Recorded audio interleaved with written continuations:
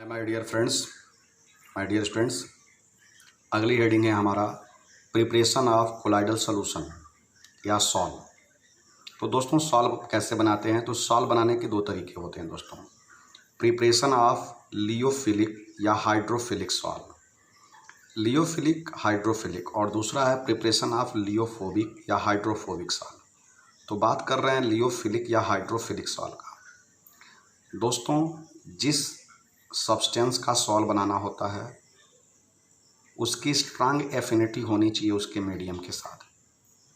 तो दोस्तों जिसका कोलाइडल सॉल्यूशन बनाना होता है उसका उसके डिस्पर्सन मीडियम के साथ स्ट्रांग एफिनिटी होना चाहिए। तो जब स्ट्रांग एफिनिटी होगा तो सॉल्व बनेगा।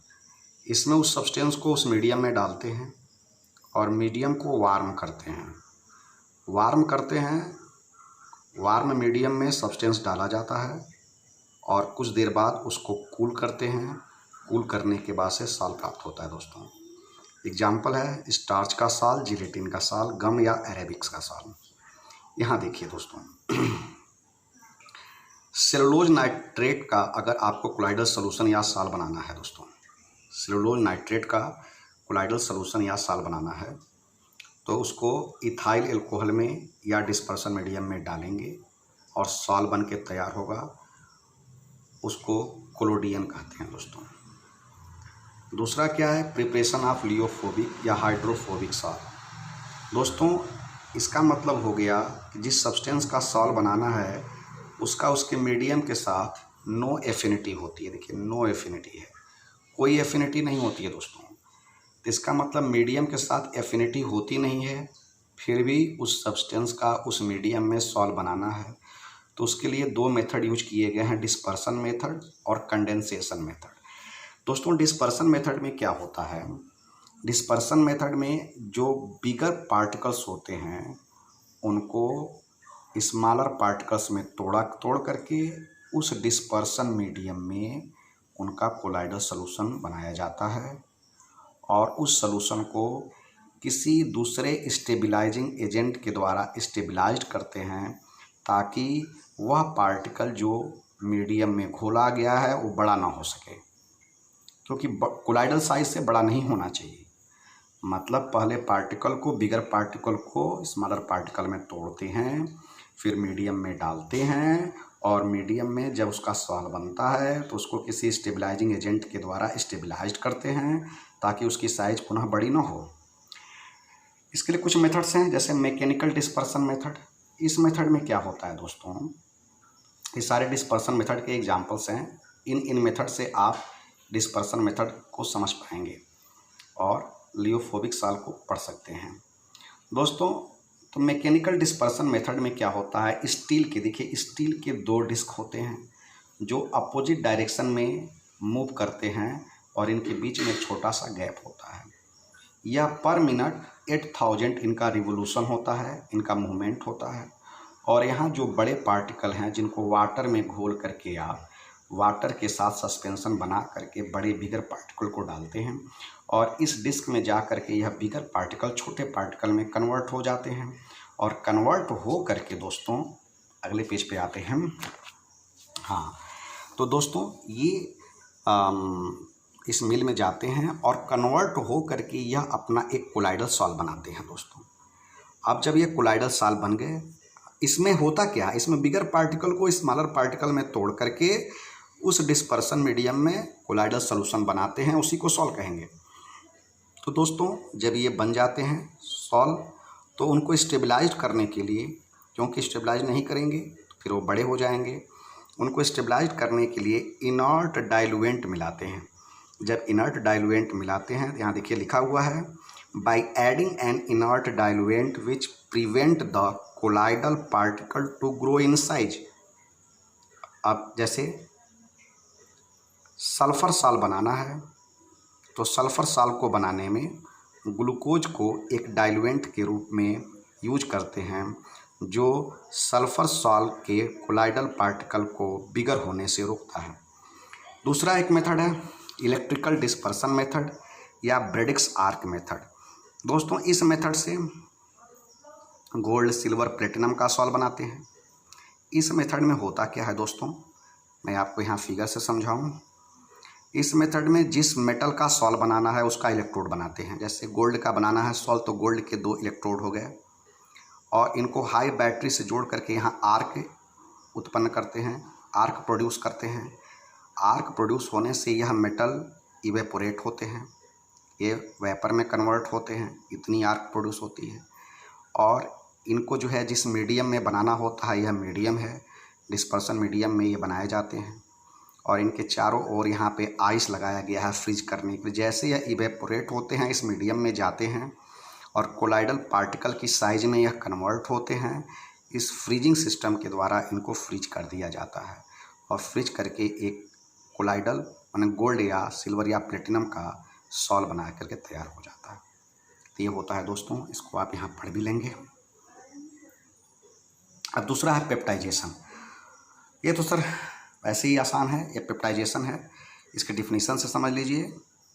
The process of dispersing of freshly prepared precipitate into colloidal form, मतलब कोलाइडल फार्म के रूप में, मतलब कोलाइडल साइज के रूप में, कोलाइडल फार्म में फ्रेशली प्रिपेयर्ड प्रेसिपिटेट को बनाने का जो प्रोसेस है, और ये बनता किसके द्वारा है, by using a suitable electrolyte, किसी सूटेबल इलेक्ट्रोलाइट के यूज के द्वारा इसको पेप्टाइजेशन कहते हैं। और जो सूटेबल इलेक्ट्रोलाइट इसमें मिलाया जाता है दोस्तों, उसको पेप्टाइजिंग एजेंट कहते हैं। इस मेथड से आप फेरिक क्लोराइड का देखिए,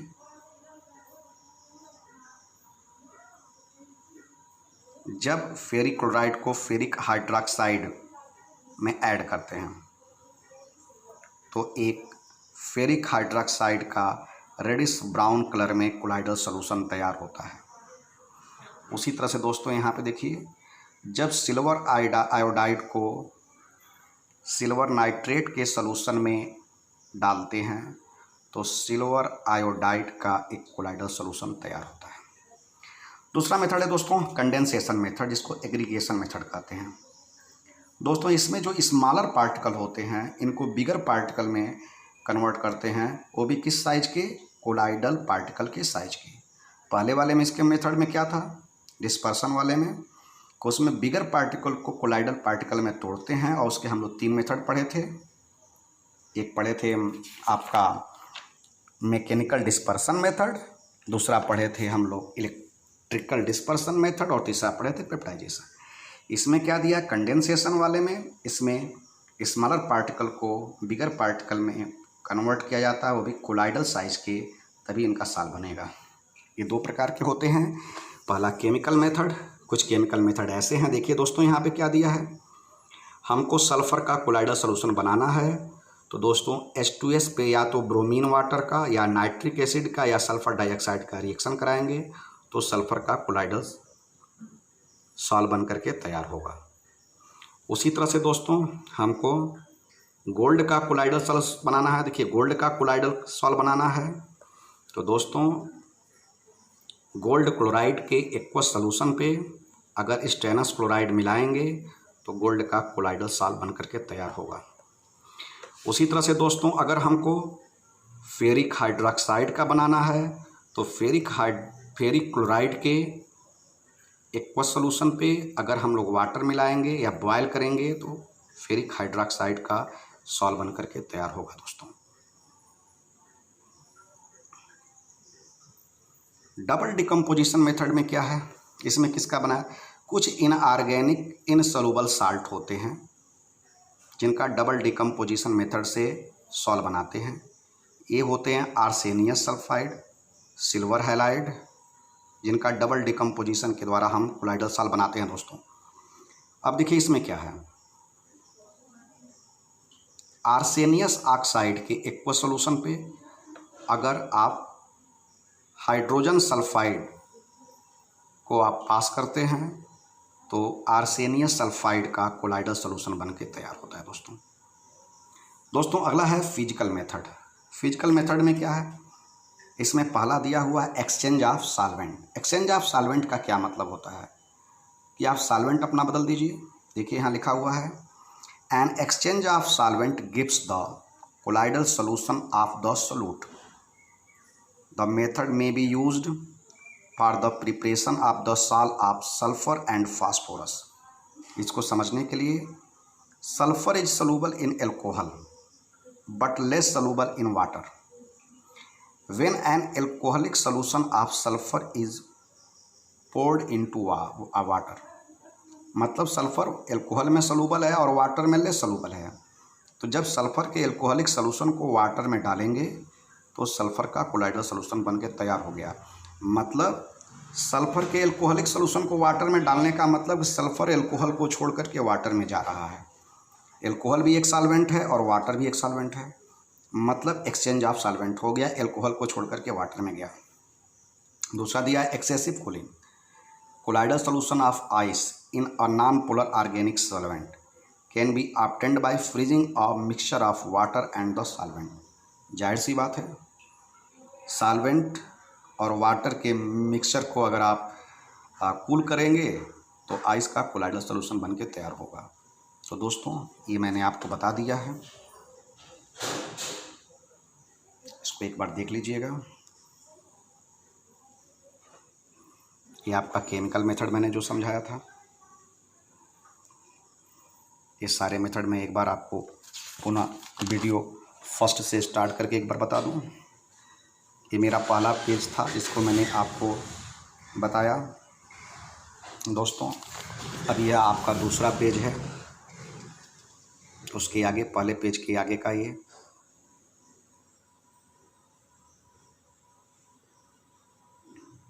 दोस्तों, यह तीसरा पेज है। मैंने आपको समझा दिया है सारी बातों को। अब आप अच्छे से इसको पढ़ के नोट्स बनाइएगा। थैंक यू दोस्तों, बेस्ट ऑफ लक।